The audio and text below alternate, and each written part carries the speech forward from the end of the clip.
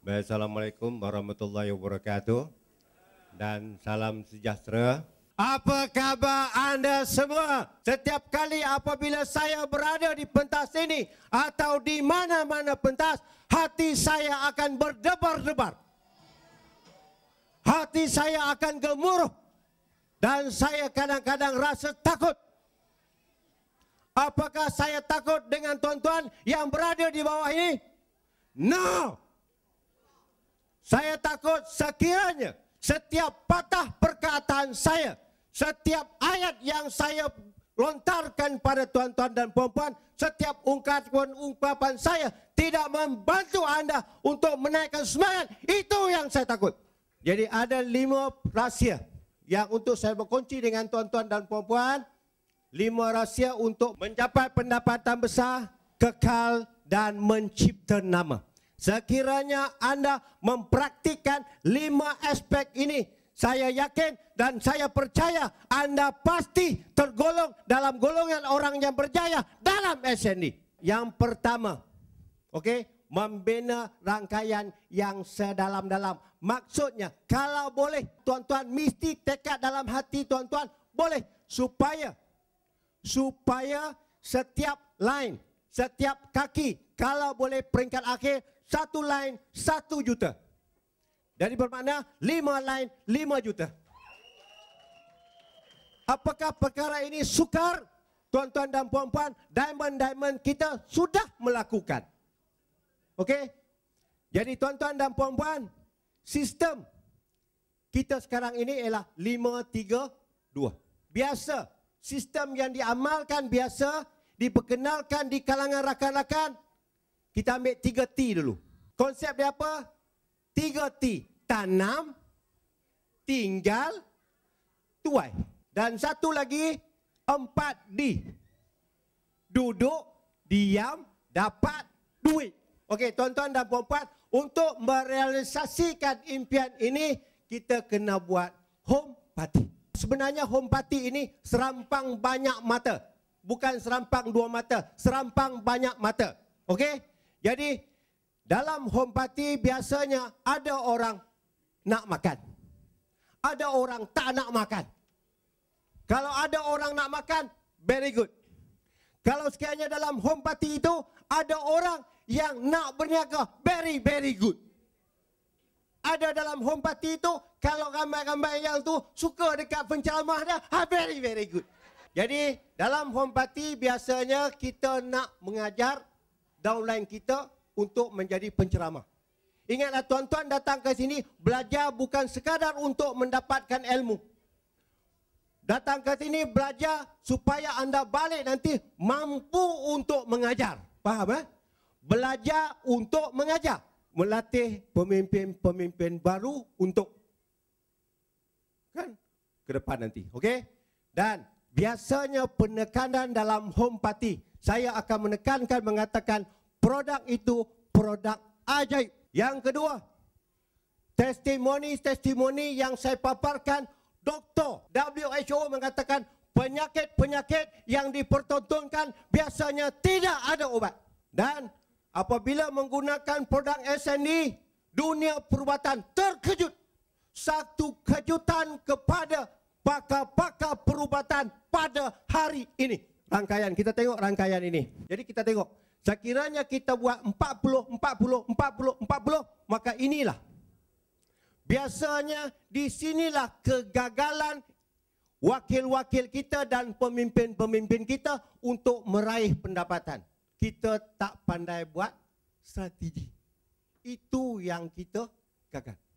Buat, tapi strategi tak betul. Jadi tuan-tuan, kalau sekiranya tuan-tuan hendak mencapai pendapatan yang hebat, pastikan yang ini serata. Tidak mestinya 40, faham? Tetapi seimbang. Okey? Jadi kalau sekiranya tuan-tuan yakin dengan produk ini, yakin dengan plan pemasaran, yakin dengan produk, pasti anda boleh ini. Jadi kita lakukan secara direct atau indirect. Ini saya gunakan bahasa Inggeris sikit. Okey? Cara langsung atau tidak langsung. Cara langsung kita terus pada downline kita yang terdekat. Indirect maknanya kita tolong yang bawah. Multi-level yang jenis tradisional dan multi-level yang sebenar. Multi-level tradisional ni, dia taja satu orang, dia biar. Upline pun biar. Kau nak hidup, kau nak mampu. Jadi itu jenis tradisional. Okey? Jadi kalau sekiranya multi-level yang sebenar, yang kita nak meraih pendapatan yang hebat, kita kena bantu. Yang atas akan bantu yang bawah akan terus. Yang kedua pula dia akan terus. Tolong. Jadi bermakna setiap level ada melakukan pemantauan.